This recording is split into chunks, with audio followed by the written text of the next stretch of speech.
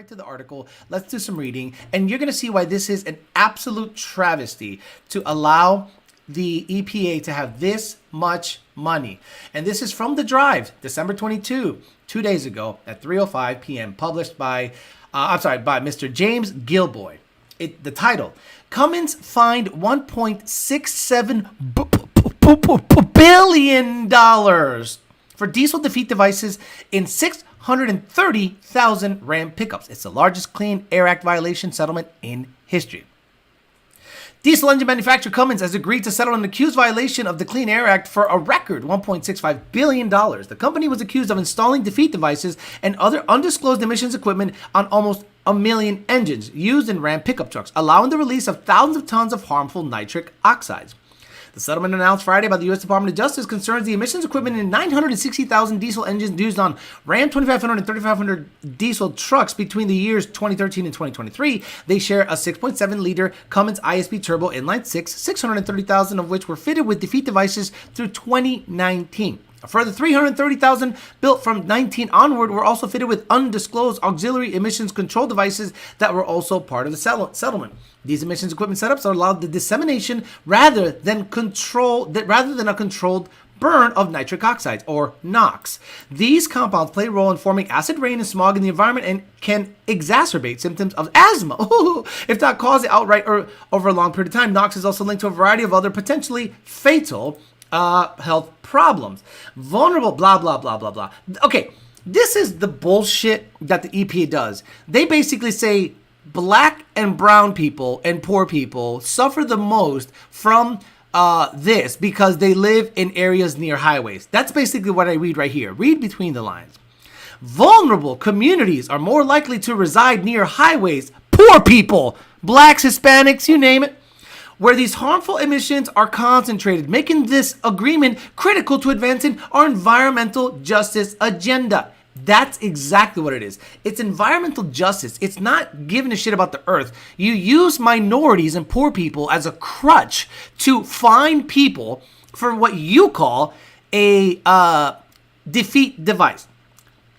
So the problem with this is Cummins is also a supplier of Daimler North America, and PACCAR said it has been conducting an internal review of the situation since 2019. It says it has recalled some of the affected trucks of the cost of $58 million, and that expects a settlement of the complete settlement cost to be $2.04 billion in total. Cummins says it has seen no evidence that anyone acted in bad faith and does not admit wrongdoing. And then it says, basically, we'd rather pay the bill than fight it because we can afford it. Now, this is crazy. So the word precedent is very, very prevalent here. Precedent. No, not Joe Biden. Precedent, meaning something that has happened in the past and you can use to justify a current, let's say, complaint. So VW, okay, Volkswagen, they defeated emissions, and this is the difference. They would actually set up a situation where the car, when, let's say, the steering wheel was pointed straight and the OBD2 port was plugged in, the car would then pass emissions testing. The moment the car saw mile an hour and you can drive it on the street, it ran dirty. They had specific programming in the computer that made the car run dirtier on the road, but when it came time to test, it passed. That, and only that, is defeating emissions controls. Let's say you're a tuner and you're psycho and you shut off all O2s. Your car will not pass emissions.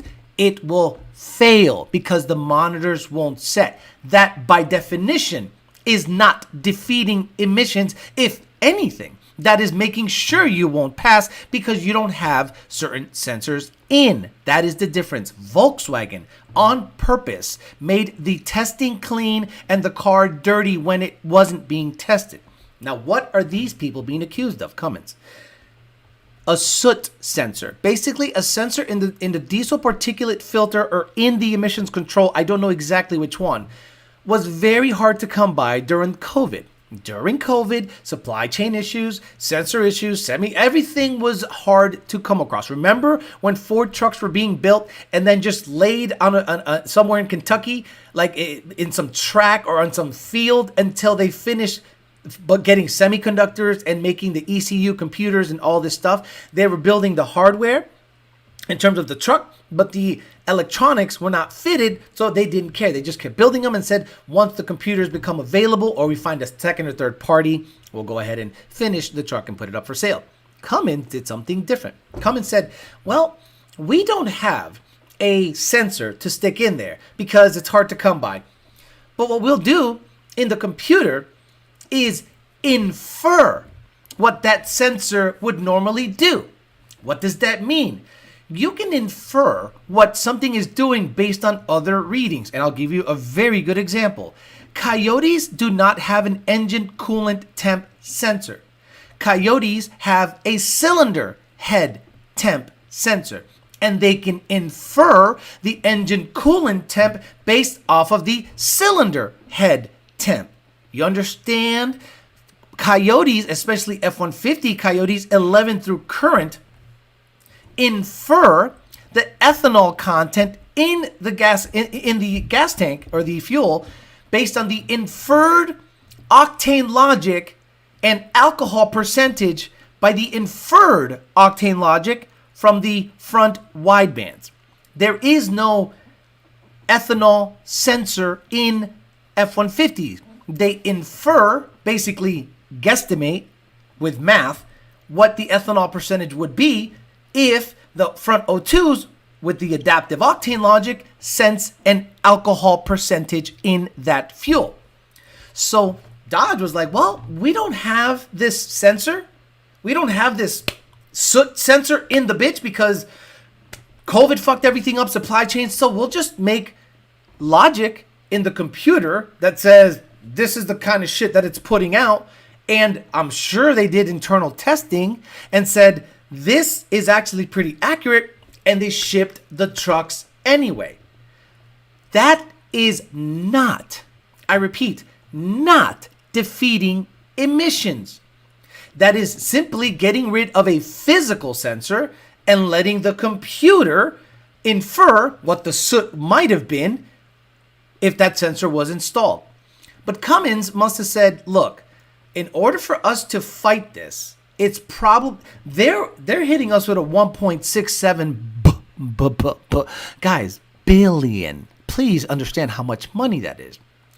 So Cummins said, well, if we fight this, what are the chances that we suffer an even greater loss? Because we would have to prove beyond a reasonable doubt, it's not really murder, but we have to prove our case.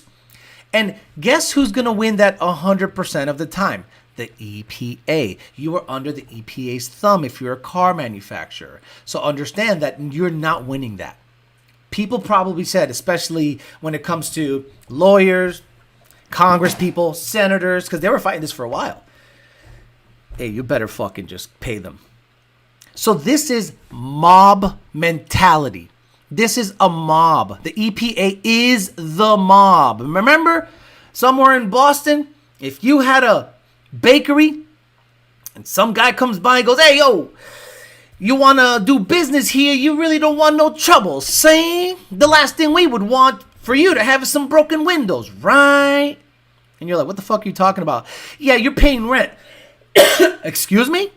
I already pay rent to the owner of the building. No. That's for the space. This is for the right to stay here.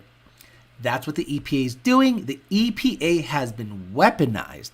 And in any case that they deem you affected anything when it comes to emissions that they don't like, they fuck you up. Wait until the Mustang gets a gasoline particulate filter. You know what's going to happen when the Mustang gets a gasoline particulate filter? It's over, Johnny. It's over. It's over. It's over. Nothing is over. Nothing. You just don't turn it off. And even if you infer and you have logic that is sound and good and proven and tested, it does not matter to the EPA if you don't play by their rules and have a sensor that sniffs shit, even though if it's inefficient, even though if it can get clogged, even though that can actually be tampered with, they don't care. $1.67 billion. Now, anybody in the future that decides to make anything, header manufacturers, listen up, header manufacturers, the moment gasoline particulate filters come up, what are you going to do? What are you going to do? Because the moment you install, the moment you remove, actually, the crazy thing is, right? People are out there, companies, showing you that they removed emissions components. But the difference is they're not the manufacturer. So they're not going to be hit up as much because the EPA is going to go, who am I going to find? Joe Schmo's garage for $100,000 and look like a clown? Or do we hit up Cummins diesel? Because diesel equals black smoke. Every single time you hear diesel equals black smoke. So they're an easy target. Eventually, gasoline will be a target. You see it now.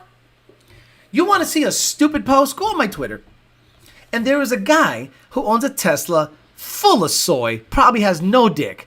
And he goes, I love my Tesla. I can just get in it, condition the battery before I even get in it, and it's warm in the winter. While the neighbor is turning on his car and he is emitting a bunch of chemicals in the air and damaging the ozone. And I said, oh my God, the soy on this post just gives me the chills. But understand this, guys, that's what is going to happen. At the end of the day, this is what's going to happen. And this is it right here. I'll show you the post I'm talking about. It is so freaking retarded. Ryan Scanlon says, morning all. Reason 42,069. I love Tesla vehicles. With a few kilowatt hours, they warm up without poisoning my neighbor's air. Had extreme displeasure of smelling this 20th century vehicle vomiting carbon monoxide and other harmful contaminants in my face this morning. And he circles the vapor or whatever the emissions from this looks to be, I don't know, like a Mitsubishi or something. And I said, the soy on this post is high.